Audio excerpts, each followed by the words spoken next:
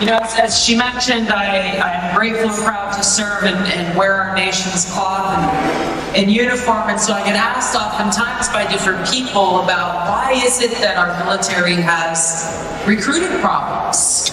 Why is it that people, the talking heads on TV and those at the highest levels of the Pentagon are saying, we just can't convince young people to come and serve in our military, and they can't figure it out. Like, oh, well, they just like video games, or whatever the excuses that they give. But really, when we cut to the heart of the real problem, it is that we are not, as a country, teaching our young people about how unique and special and great this country is.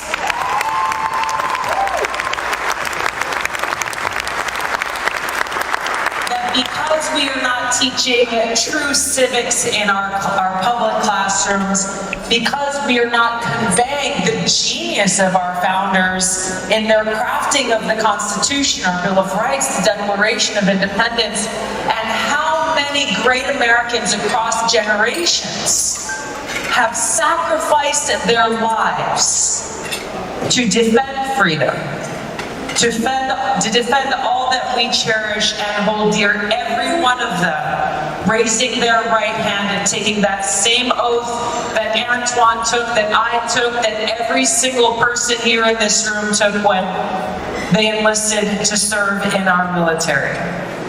So when you think about a young generation that has not had this opportunity to learn about this greatness, is it any wonder that they question, why should I be willing to put my life on the line for this country when they don't understand our past, our present, and how dangerous and bleak our future looks when we have people in power as we do today who are taking our freedoms away. So the work that Joni and all of your team are doing, the work that you are supporting, I can't say enough about how critical it is for us to continue to survive as a country. Yes. That's what's at stake.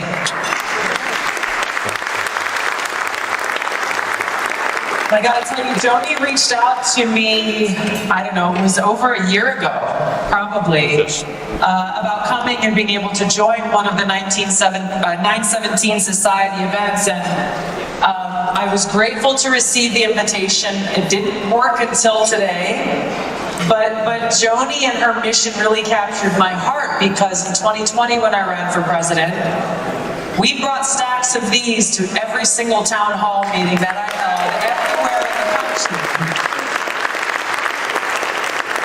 For exactly the same reason that Joni is doing it. She mentioned a little story that she heard me share before, and I'll share it with you now, which is what inspired me to do this. When I first got to Congress, I was elected in 2012, sworn into office, and took the same oath as a member of Congress as I took when I enlisted in the military. And when Constitution Day came around that September, and I got an invitation that every member of Congress gets, to go down to the floor of the House and take part in reading the entire Constitution into the congressional record. I got that invitation. I said, gosh, this is such a great opportunity, such a great reminder, because I know that there are not many people serving in that place who have not read it. And more importantly, it's essential to have that annual reminder. This isn't just an oath you take once and then you file it away and then you forget about it. This is a constant reminder of how our founders laid down in the Constitution the limited role of government, but how easily that's forgotten. So I went down, I was excited to participate on the day that it happened. There weren't too many people on the House floor. And so I went and I read my section of the Constitution. And I went back and I talked to some of my Democratic colleagues later that day, and I said, hey, I went down and joined the Constitution Day reading. I didn't see many people there. Did you not get the memo? And the response I got made me sad.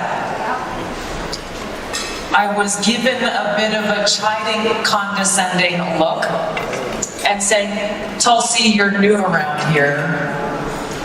You don't quite know the way this place works. That annual reading of the Constitution, that's a right-wing conservative Republican thing, and we just don't participate. It really struck me, because at that point I had been deployed a couple times to the Middle East. I served in a medical unit. I had seen firsthand through my brothers and sisters the cost of war. That oath means something powerful to me. And it's something I carry with me every day. And to hear a member of Congress who also took that oath so easily dismiss it as some partisan thing, as some right-wing conservative thing, it really was disheartening. And as time went on, I never forgot that conversation or that moment, because as we know, the tree is known through its fruits. And those who so easily dismiss the Constitution are some of the very same people who are easily abusing their power and doing their very best to undermine the Constitution just to hold on to power today.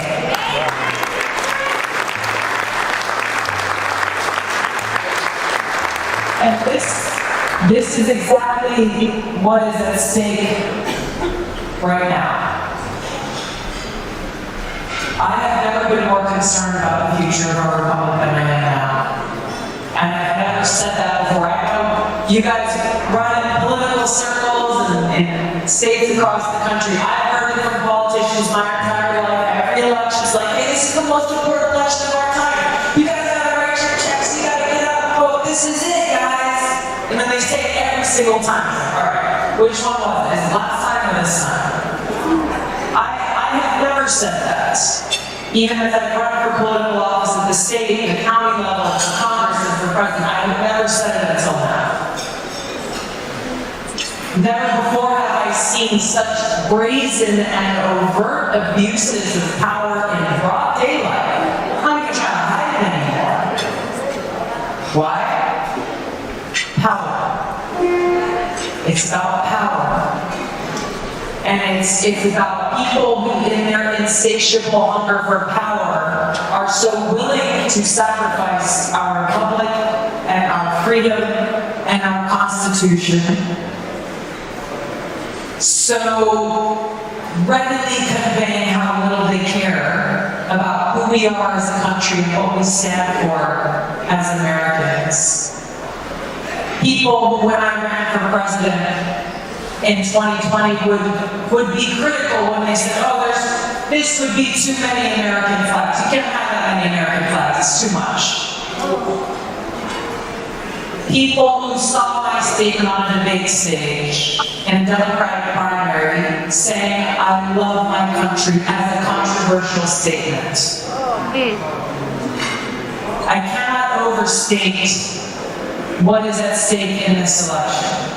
You get it, you're here, but I guarantee you there are people in your lives, whether they are family members or co-workers or neighbors or friends, who maybe don't quite see what's actually happening here.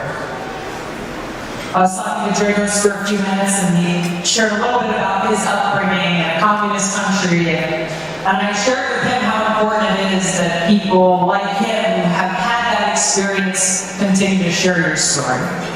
Because there's a lot of folks who don't know and connect the dots between the kinds of policies we're seeing some folks advocate for here in America and how close it is to countries that Dragos and others have escaped and fled in the pursuit of freedom. I was recently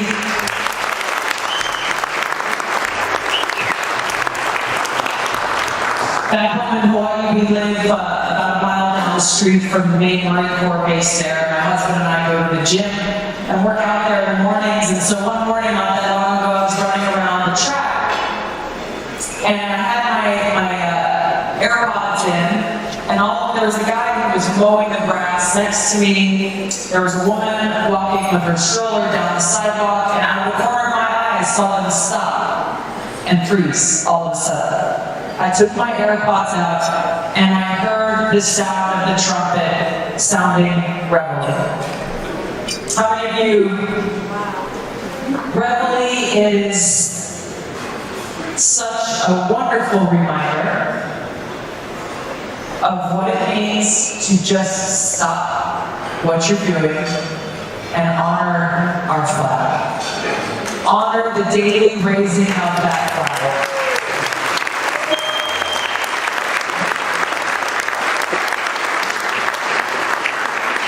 Because we have to remember. We have to remember what our flag represents. We have to remember the men and women who have sacrificed everything to honor that flag, to honor what makes us special. And so it's so invigorating and inspiring to be able to come here and join you tonight because you get it. You understand what's happening in the country right now.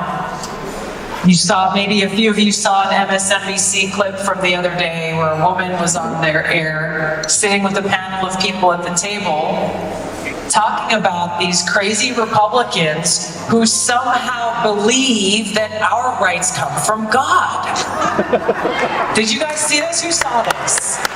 A few of you saw it. If you didn't see it, it's worth looking up because you might not believe the words I'm telling you right now. And the people sitting around the panel with her were looking at her with a serious face and nodding their heads like, oh yeah, this is a very big concern. She's clearly never read the Declaration of Independence. I wouldn't have believed it if I hadn't seen it myself. And as funny as it is, it's a wake-up call. These are people who are put on television because supposedly they have something of value to say, but who have no idea what our most fundamental founding documents are about. Have no idea why they told us. And it's because of moments like this. Why they knew it was important to include those words, to remind us for all of time that our inalienable rights are bestowed upon us by our Creator, so that we know and those in government know that none of them can take those inalienable rights away from us.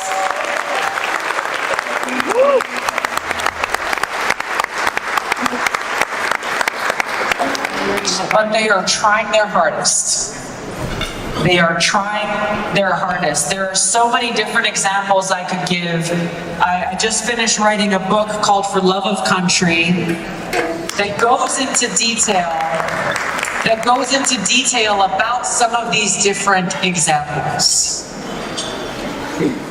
The things that are being done to undermine our freedom. And I gotta tell you, I sent it to the printer about a week and a half ago, and it was tough because all the way up until that last edit, that last proofread, there were new things happening that I was trying to add to the book because it is a non-stop barrage. We look at the Supreme Court ruling that just happened, thankfully, unanimously reminding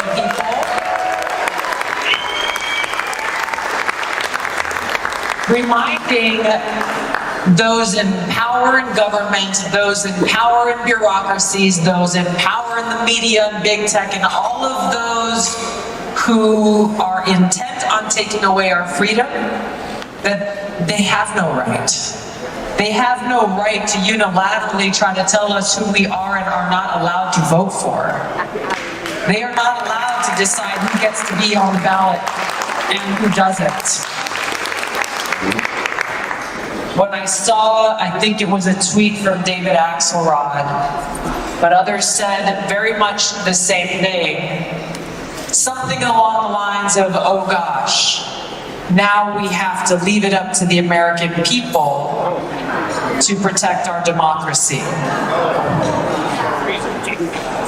That's the only thing that we have. This is the danger of the moment that we're facing, that we have people in power who are so intent on keeping that power. They are terrified of a free people with the freedom to choose for ourselves who we want to serve us in our government. They are terrified that we will actually take those words in our founding documents to heart, where our founders told us, your government exists only with the consent of the governed.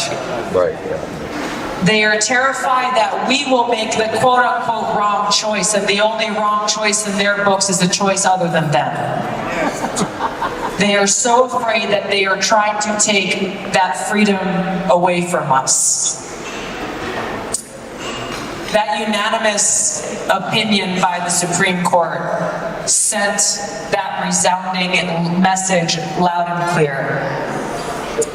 It's on us to take to heart what that actually means. There are too many people in our country who feel hopeless, who feel like our voices don't matter, and I understand it, who feel like the system is irretrievably broken and corrupt, and there's nothing to do but throw up your hands. If we love our country as we proclaim that we do, it's up to us to save her. Every one of us.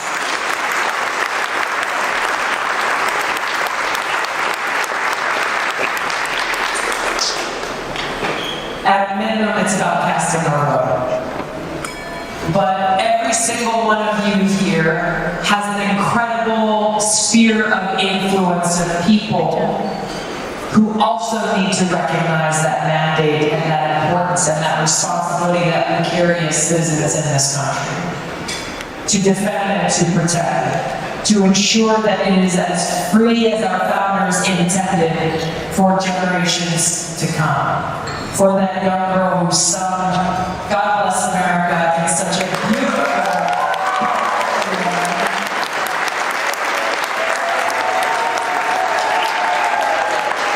we need to get past a time where young people who are going to school and going to college are questioning the relevance of the Constitution today.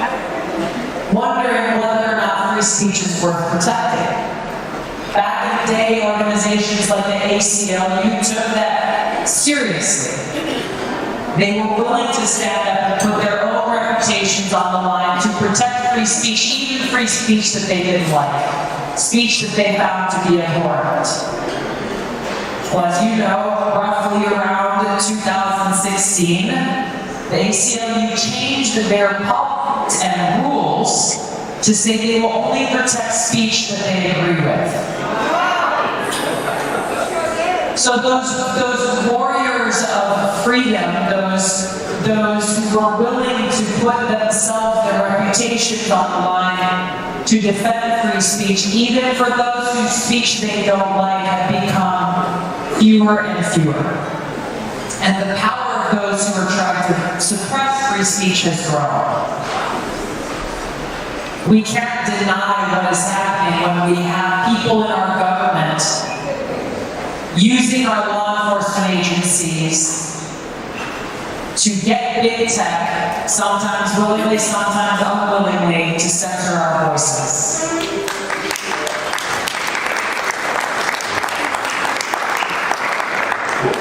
We have to recognize, yes, they are powerful, and they have many tools at their disposal, and they are using all of them.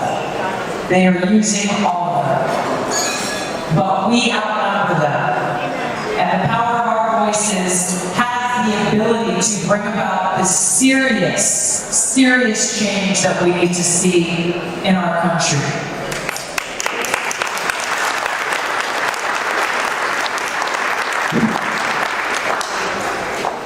I'm so glad our President Abraham Lincoln is here with us tonight. Because he's shared a lot of wise words over the years that are just as relevant to us here today as they were when they were spoken. But on one particular day, and I'm sure you remember this clearly, on January 27th of 1838, President Lincoln delivered a speech to the Young Men's Lyceum of Springfield, Illinois. And part of that speech, he issued a warning. Quote, "At what point then is the approach of danger to be accepted? I answer, if it ever reach us, it must spring up amongst us. It cannot come from abroad. If destruction is our lot, we must ourselves be its author and finisher. As a nation of free men, we must live through all time or die by suicide." The greatest threat to our republic is coming from within.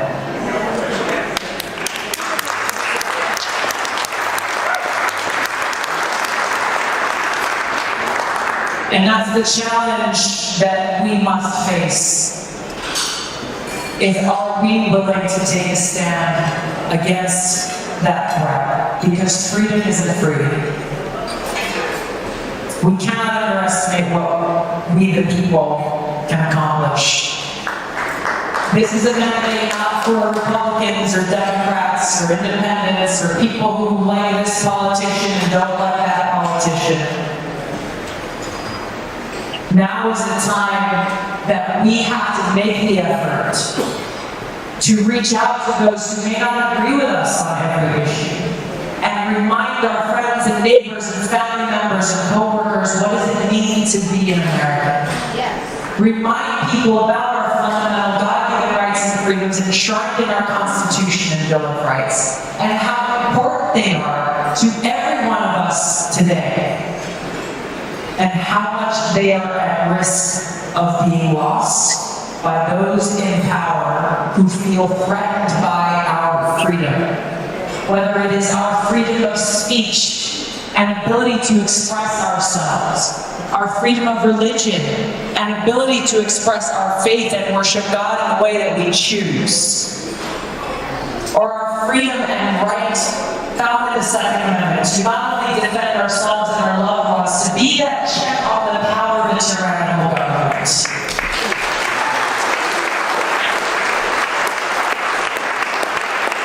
That freedom that we find in the Fourth Amendment that says the government doesn't get to launch a warrantless search against us.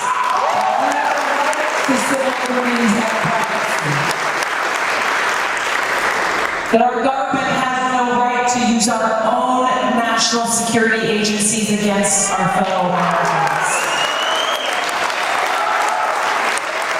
Nor do they have the right to circumvent our Constitution and get other countries to spy on our fellow Americans.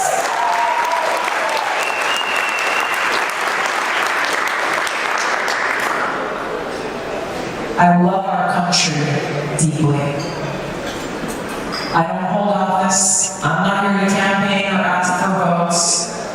I'm here to ask you to join me in this fight for our freedom.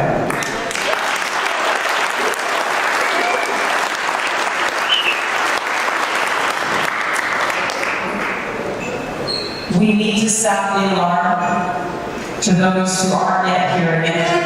It's what I'm dedicating my life to between now and November 5th. I'm not here to tell you how to vote or who to vote for. I'm here to ask you and challenge you to encourage others to stand up and defend freedom. To take some time, as we do during Reveille, as we should do more often than once a year, is to study the Constitution.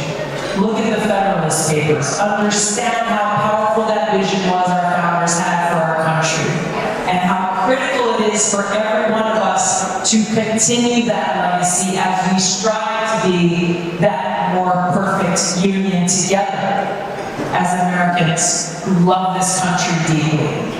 There may be some bruises that you'll get along the way, because as Jody has experienced and many of you may have experienced, those who feel threatened will stop at nothing who stand for freedom. Put on that that suit of armor and know that we stand on the right side. And take on that fight. Because those in power today are leading our great nation toward that suicide that Abraham Lincoln warned us about. And if we don't act now, at some point in the future, we will look back on this moment, right now, in 2024, and think, well, if only someone had warned us. We cannot allow that to happen. It is by God's grace that we are free, and we must do all that we can to remain free. God bless you all. Thank you so much for being here tonight.